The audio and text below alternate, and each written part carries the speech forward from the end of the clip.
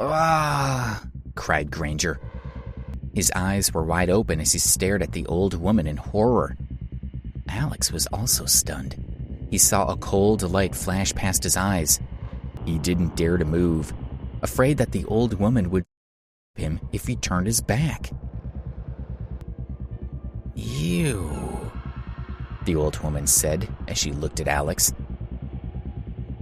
"Well, I'm standing up and she's still on the ground. I've got to use my advantage to hurt her if I can. It's my only chance to escape." But before he could get to the door, his legs went limp and he sat on the ground. Suddenly, he heard a clank. The old woman was standing over him. She said, "Seeing that you saved my life just now, I'll let you live. Now we're even." There was mockery in her eyes. Alex could hardly believe what he was hearing. Her voice had changed. She no longer had the frail voice of an elderly woman, but the strong, strident voice of someone decades younger.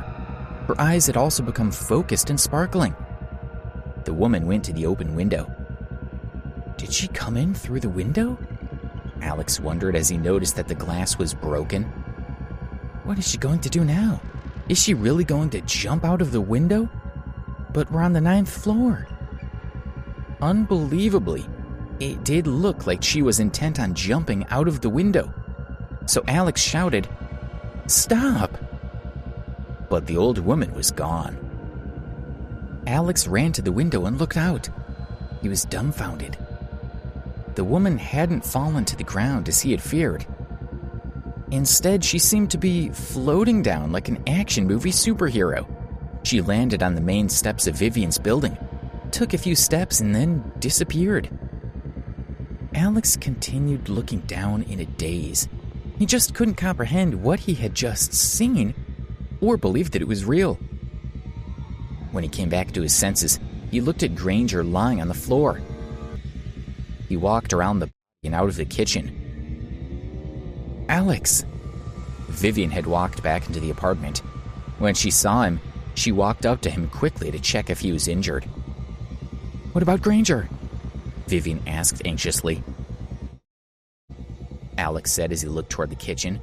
Surprised, Vivian walked slowly to the kitchen door. When she opened it, she saw Granger lying on the floor. "What happened?"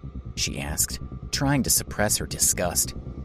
Then she thought, Dale Granger was one of the leaders of the Flag Sect. When they find out what's happened, they'll kill us all. She said, "We have to get away quickly before the Flag Sect people come looking for us." She held Alex's hand and tried to pull him to the door.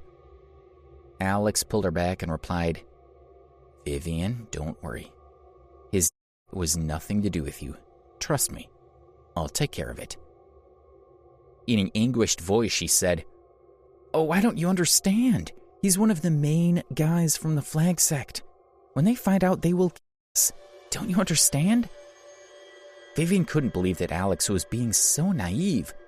She thought he was an ignorant college student who knew nothing about society. Alex held Vivian's shoulder and said calmly, "Listen to me.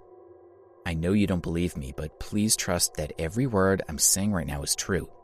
Even if they think I killed Dale Granger, Flag Sect won't dare to come after me." Seeing how sure Alex was, Vivian didn't know what to say. "All right, now you and Monica stay at the hotel and I'll handle everything here," he said.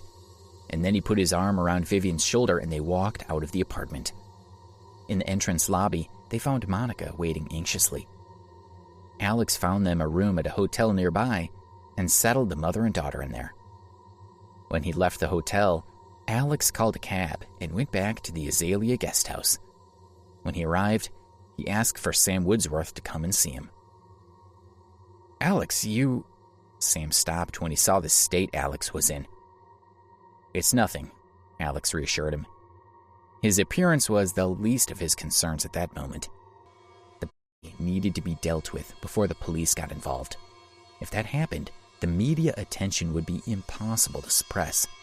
He said quietly, "In number 2 Bayview Villas, apartment number 903, there's a dead body in the kitchen. The body is Dale Granger, one of the leaders of the Flag Sect. Send someone to deal with it immediately. Yes, sir. Sam was frightened when he heard what he had said. He wasn't scared of the Flag sect, but of the impact that this could have on Alex. He was terrified to think of the danger that Alex was now in. He quickly instructed one of his subordinates to dispose of, and then went back to Alex and sat down next to him. He said, "I'm so sorry, Alex. I was supposed to protect you. Can you forgive me?" "Forget it, it's fine," Alex reassured him. No one could have predicted what had happened tonight. Finally, Sam stood up, and Alex asked him, "Is handling it going to be a problem?" Sam replied confidently, "The Flag sect has only just been formed. It was only because we managed to eradicate the Azure Dragon Society that the Flag sect rose to prominence. In comparison, annihilating these amateurs will be easy." Sam didn't seem concerned at all. "Since they've caused these problems, how about we completely eradicate them?" Sam suggested. "Not for now. Let's just wait until this matter is settled first," Alex said after thinking for a while. An hour later, Sam went to see Alex with the news. "The situation has been dealt with, and our people have also eliminated any surveillance on you.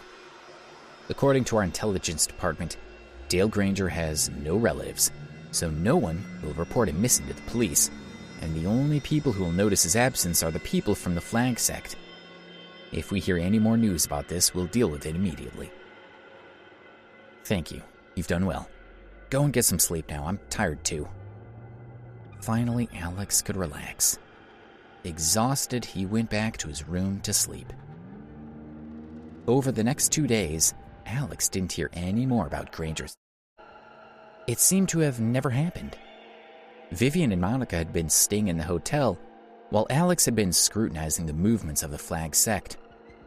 According to Sam's observers, the gang had started sending people to search for Granger.